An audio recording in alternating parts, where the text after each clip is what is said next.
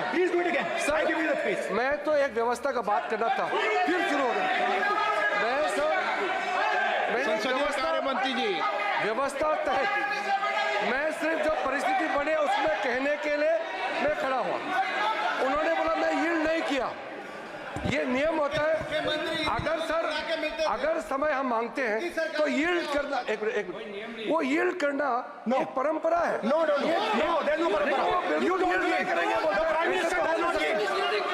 मैंने व्यवस्था तहत सर उन्होंने व्यवस्था का प्रश्न उठाया। सर, एक राहुल जी, एक मिनट स्पीकर सर, एक मिनट स्पीकर सर, मैं स्पीकर का परमिशन से खड़ा हुआ। बिल्कुल सही बोला। आपने कहा मैंने यील्ड नहीं किया। मैंने जबरदस्ती नहीं बोला। आप बोल रहे हो। मैं स्पीकर साहब से परमिशन लिया। आप बोल रहे हो। स्पीकर साहब ने मेरा नाम लिया। बोल रहे हो। आपने यील्ड नहीं किया, तभी मुझे लगा कि मुझे कहना चाहिए कि आप प्रधानमंत्री जी को पूरा भाषण तक आपने डिस्टर्ब किया, बोलने नहीं दिया।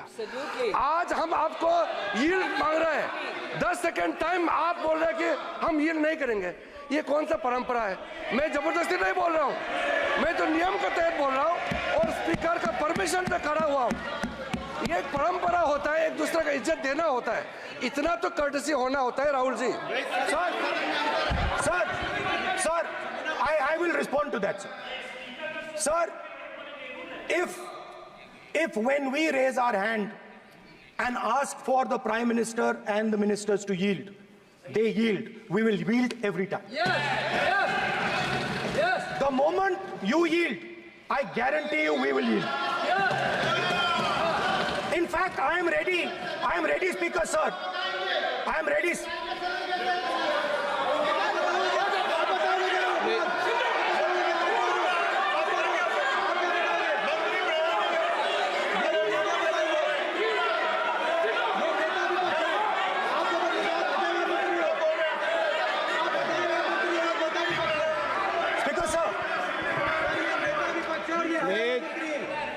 देखिए, आप सभी लोग आप प्रतिपक्ष के नेता को डिस्टर्बेंस कर रहे हैं और मैं आपको बार आप डिस्टर्बेंस कर रहे हैं और वेणुगोपाल जी सब जगह डिस्टर्बेंस कर रहे हैं। आप नोट कर लीजिए, ये योजना से देश में, स्पीकर सर, देश में अब ये कौन कर रहा है? तकरीबन 73% दलित, आदिवासी और पिछड़े वर्ग के लोग हैं और ये हिंदुस्तान की मेन शक्ति है, स्ट्रेंथ है। और सच्चाई है कि इनको कहीं भी जगह नहीं मिलती है। इनको बिजनेस में जगह नहीं मिलती है, इनको कॉर्पोरेट इंडिया में जगह नहीं मिलती है, इनको सरकारों में जगह नहीं मिलती है।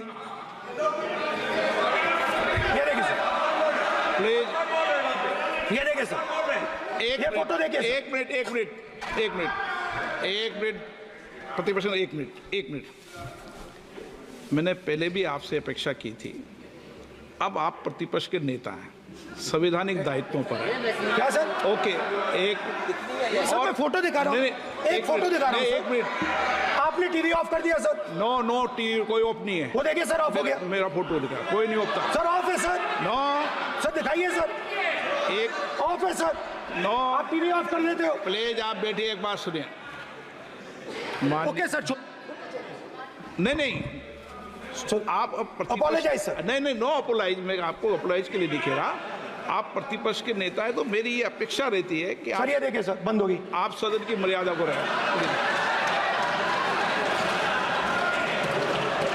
सर, जब भी मैं उसको हटाना चाहता हूं मुझे ये करना है सर। वो देखो अभी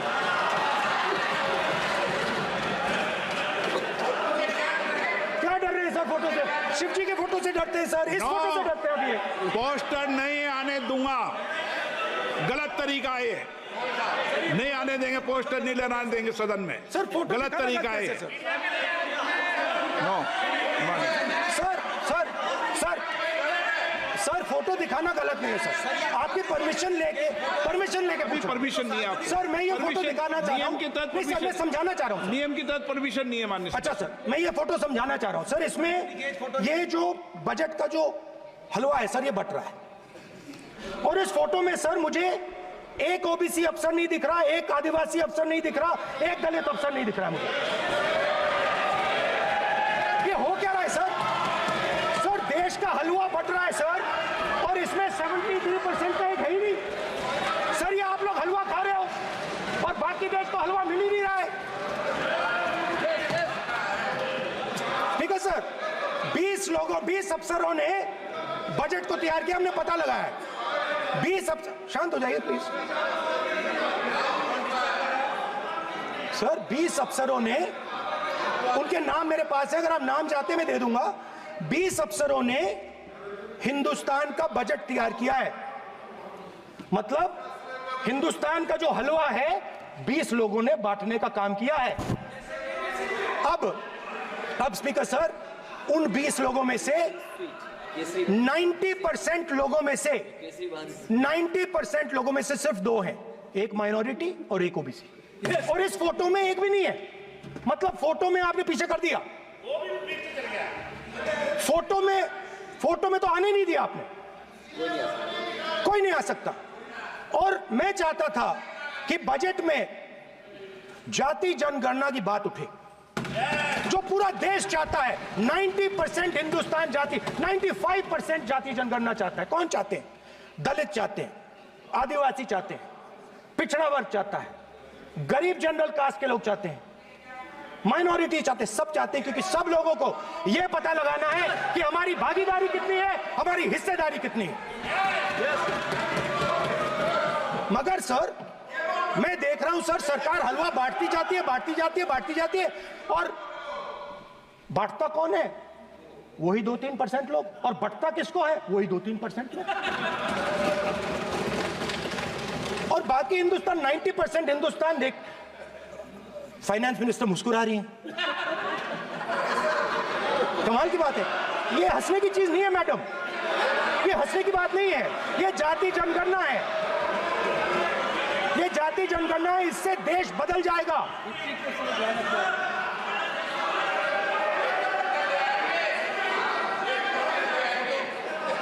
सर आपको सर ये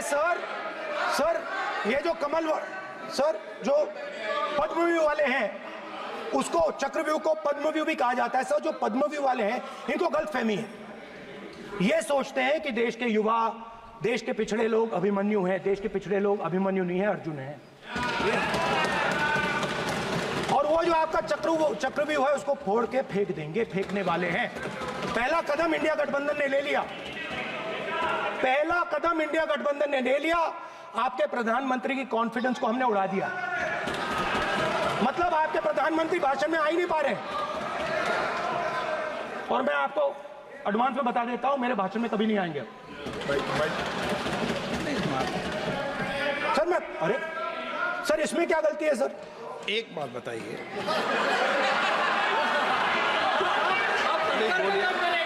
सर तो जो पद्मव्यूह वाले लोग हैं सर, जो कमल फॉर्मेशन वाले लोग हैं, उनको हिंदुस्तान का नेचर नहीं समझ आया। हिंसा, नफरत हिंदुस्तान का नेचर नहीं है।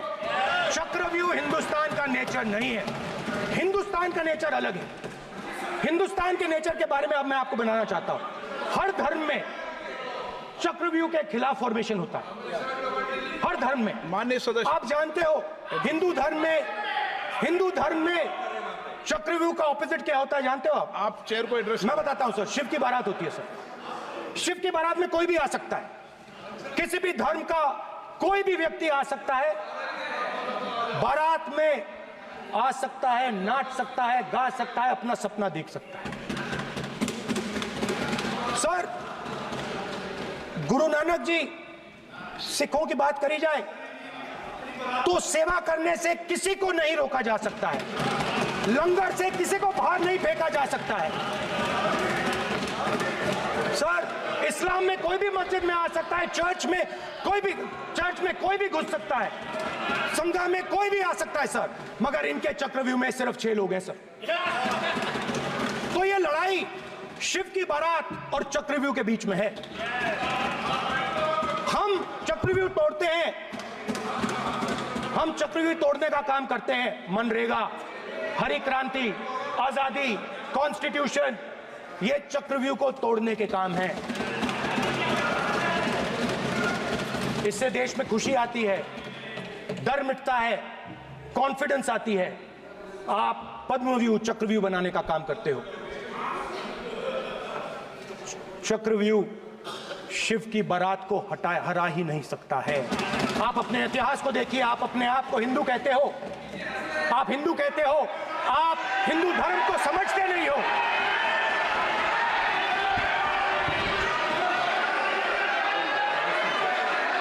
आप चक्रव्यूह बनाने वाले लोग हो। आपका Hindu bogus bogus. Speaker sir, तो अंत में मैं ये कहना चाहता हूं, अब शांत हो जाए, खत्म कर रहा हूं सर, घबराइए मत, डरो मत, डरो मत। स्पीकर सर, सर कुछ महीने पहले सर, मैं जो आपने चक्रव्यूह, स्पीकर सर, जो चक्रव्यूह बनाए गए हैं, नहीं, कोई अपमान नहीं किया, मैंने कोई अपमान नहीं किया, मैं कर नहीं सकता कभी, जिंदगी भर मरने तक मैं अपमान नहीं कर सकता। क्या बात कर रहे हो आप, क्या बात कर रहे हो सर? तो आपने ये छोटे छोटे चक्रव्यूह बना रखे हैं, मैं इनको समझने की कोशिश करता हूं अपने छोटे से तरीके से।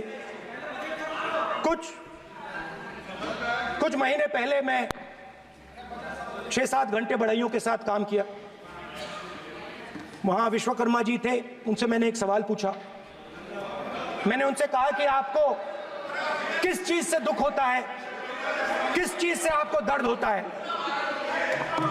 उन्होंने मुझे कहा, राहुल बात सुनिए, आपको समझ आ जाएगी, बात सुनिए, समझिए। सर इंटरप्ट कर रहे हैं सर, अब बोलिए, देखिए आप इतना इंटरप्ट करते हो और बोलते हो बेटे बेटे, आप तो पूरे भाषण में बेल में आ जाते हो, सवाल करते हो इंटरप्ट करने का। स्पीकर सर, तो मैंने विश्वकर्मा जी से पूछा कि आप यहां सालों से बढ़ाई का काम कर रहे हो, आप सालों काम पूरे देश में, अगर आप देखोगे मिलेंगे, ढूंढो, आपको अपने घर में नहीं मिलेंगे, पूरे देश में मिलेंगे, ढूंढो आप उनका जवाब। तो मैंने उनसे पूछा, विश्वकर्मा जी आपको दर्द किस बात का होता है, दुख किस बात का होता है? तो उन्होंने कहा, राहुल मैं ये टेबल बना रहा हूं, मगर राहुल जी कहा, राहुल जी अब कहा वो मुझे अच्छा नहीं लगा, वो मुझे अच्छा नहीं लगा, मगर कहा सच्चाई है। तो उसने कहा, राहुल जी मुझे दुख इस बात का होता है, मुझे दुख इस बात का होता है कि मैं ये टेबल बनाता हूं, मगर जिस शोरूम में ये टेबल रखी जाती है उस शोरूम में मैं अंदर जा ही नहीं सकता।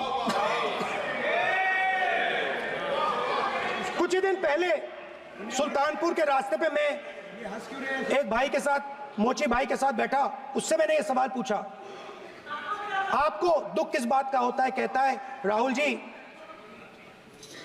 मेरा सम्मान सिर्फ मेरे पिता ने किया था और किसी ने नहीं किया।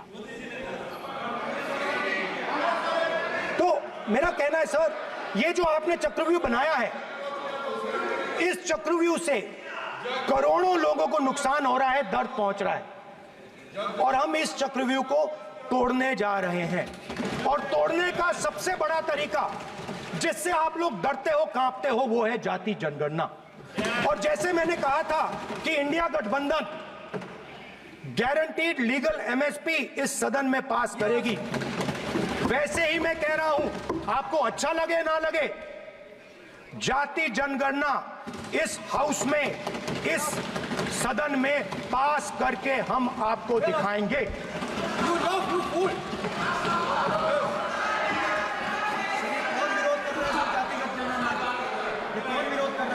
क्यों बेटे बेटे टिप्पणी कर रहे हो आप?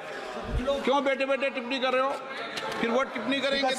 स्पीकर सर, जाति जनगणना से ये जो छोटे छोटे खांचे आपने बनाए हैं, ये जो आपने सिस्टम बनाया है, चक्रव्यूह का सिस्टम बनाया है, ये टूट जाएगा।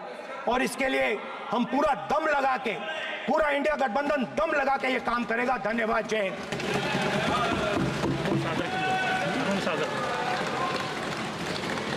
राजनाथ सिंह जी। अध्यक्ष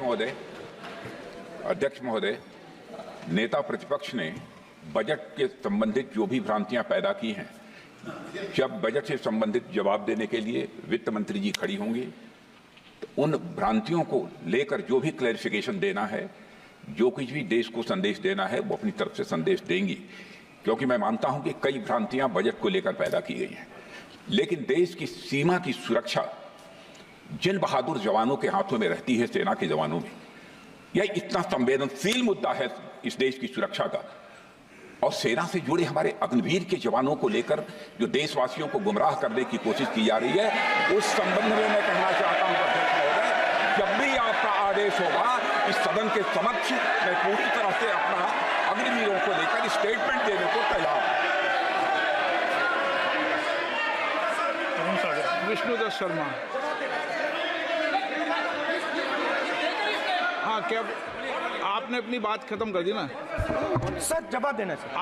आपने कहा सर जवाब देना आपने कहा उन्होंने कुछ नहीं बोला, उन्होंने आपके शब्दों को बोला कि सर, एक मिनट, मेरा नाम लिया सर। हाँ, तो मैं बोलने दूंगा आपको।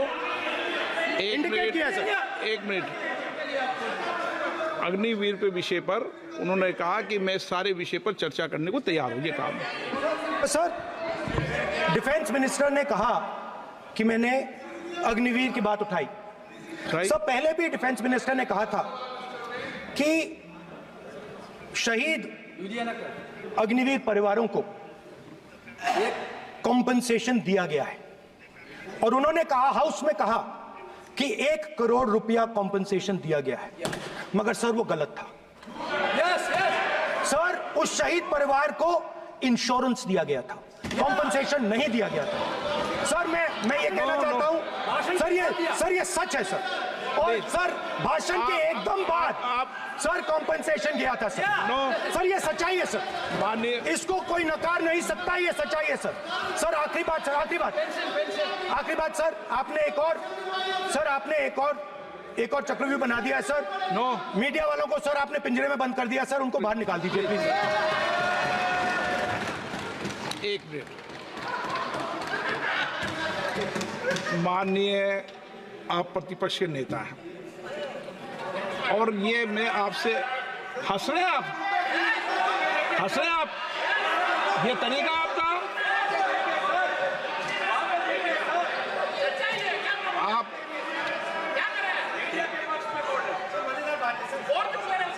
बैठे बैठे टिप्पणी नहीं करें।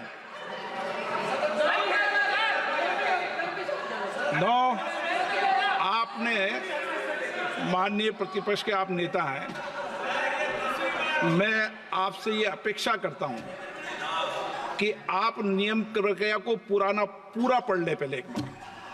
मुझे अच्छा लगेगा आप नियम प्रक्रिया को पढ़ लें। कभी भी सदन के मामले के अंदर कभी भी कोई माननीय सदस्य टिप्पणी नहीं कर सकता। यह व्यवस्था अध्यक्ष की होती है, ठीक है ना? ये अध्यक्ष व्यवस्था की। हाँ बोलिए, आप मुझसे तो बोलिए ना। एक सेकंड। सर बेचारे, सर बेचारे, सर मीडिया वाले हैं सर। बेचारे नहीं है वे, बेचारे शब्द बोलो उनके लिए। सर नॉन बेचारे मीडिया वाले हैं सर। नो बेचारे नहीं, नॉन बेचारे सर, नॉट बेचारे मीडिया वाले हैं सर। हाँ सर, नॉट बेचारे। एक मिनट, आप, मैं बैठा हूँ ना, वो आप आसन पे बात कर रहे हो, आसन को बात करने दो। नो मैं बताऊँ सर, नॉट बेचारे मीडिया वालों ने कहा है सर कि प्लीज, उन्होंने मुझसे कहा है कि आपसे हाथ जोड़कर कहें कि उनको निकलने दें, क्योंकि वो बड़े डिस्टर्बेंस है। एक मिनट प्लीज, एक मिनट। सदन के नेता हैं आप, प्लीज आपको बैठे बैठे बोलने की टिप्पणी की। सदन के बैठे बैठे टिप्पणी मत कीजिए आप, प्लीज। सदन के अंदर मैंने पहले भी कहा कि आप नियम प्रक्रिया को पूरा अध्ययन कर लें। सदन की किसी भी व्यवस्था के मामले के अंदर आप प्रतिपक्ष के नेता हैं, आप मुझे चेंबर में आके मिले, कोई परेशानी हो, किसी को अलाउ नहीं किया हो, कोई बात हो तो हमें बताएं, ठीक है ना। लेकिन सदन की, आप अब बैठ जाइए, सदन के अंदर सदन की व्यवस्थाओं पर प्रश्न नहीं उठाएं, ये आपसे अपेक्षा मेरी, प्लीज। नो, हो गया, ठीक है। विष्णुदत्त शर्मा, आप बैठ जाइए। विष्णुदत्त शर्मा। माननीय अध्यक्ष महोदय,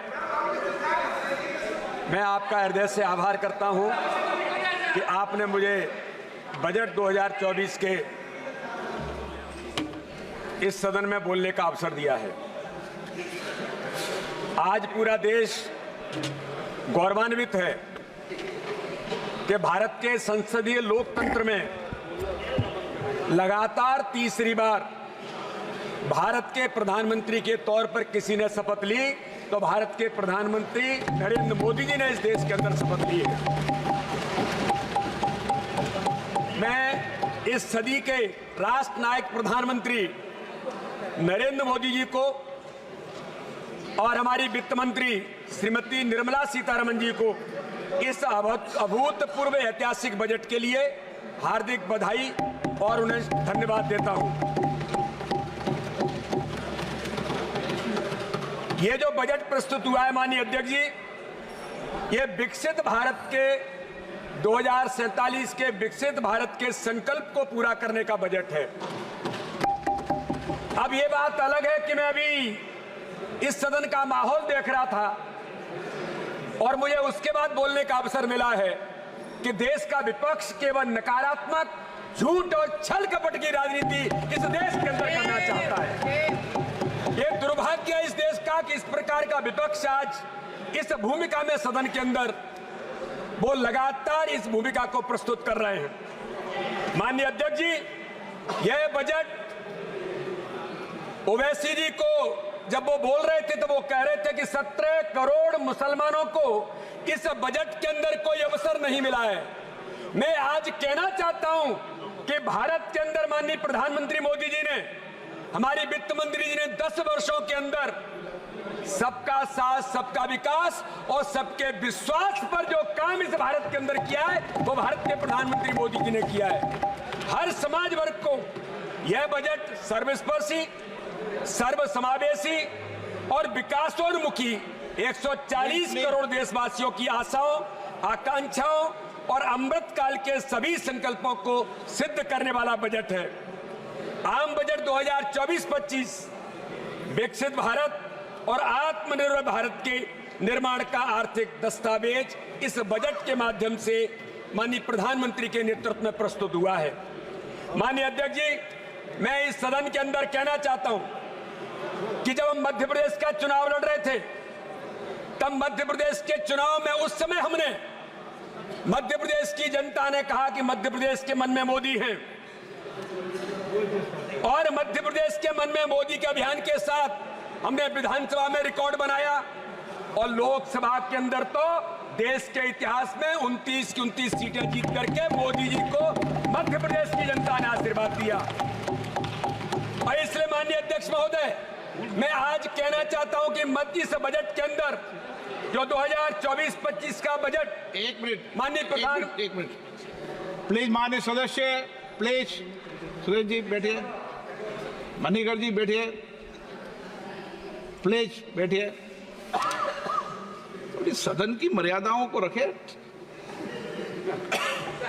माननीय 2024-25 का बजट माननीय वित्त मंत्री निर्मला सीतारमण जी जो प्रस्तुत किया है, उस बजट के अंदर मैं मध्य प्रदेश की ओर से माननीय प्रधानमंत्री का धन्यवाद करना चाहता हूं कि माननीय प्रधानमंत्री जी ने इस बजट के अंदर 97,907 करोड़ रुपए, जो पिछले बजट की तुलना में 11,205 करोड़ रुपए अधिक है, ये प्रधानमंत्री मोदी जी के मन में मध्य प्रदेश हमेशा रहा है। इसलिए मध्य प्रदेश की जनता की ओर से माननीय प्रधानमंत्री का, माननीय वित्त मंत्री का धन्यवाद करता हूं।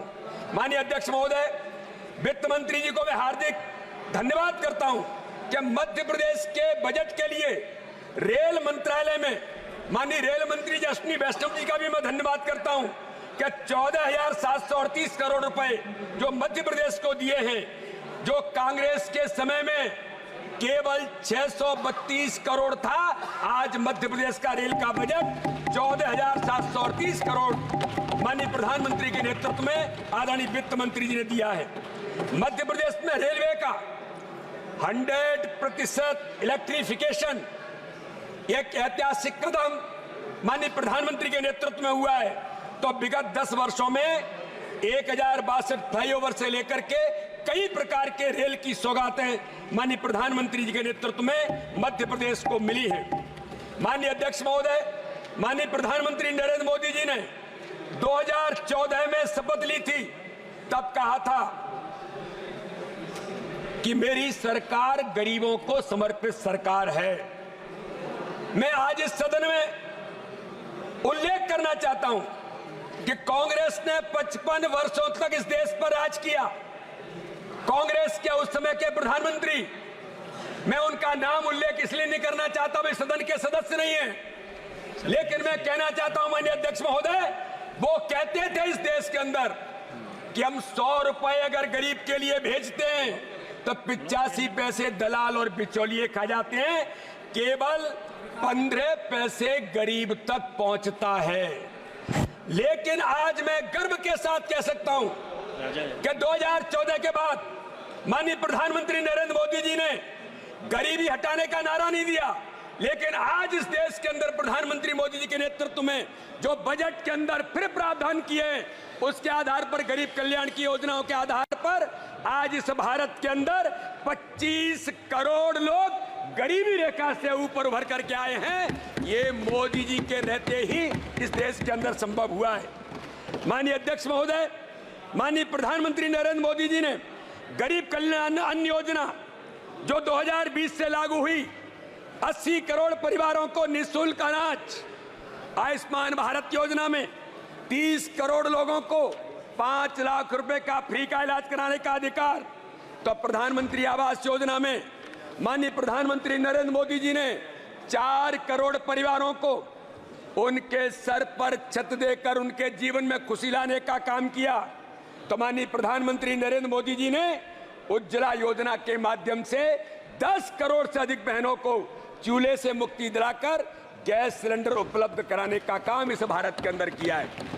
आज मैं कहना चाहता हूं कि प्रधानमंत्री ग्राम सड़क योजना से जब अटल बिहारी वाजपेयी थे, तब इस देश को उन्होंने गांव-गांव को सड़कों से जोड़ा।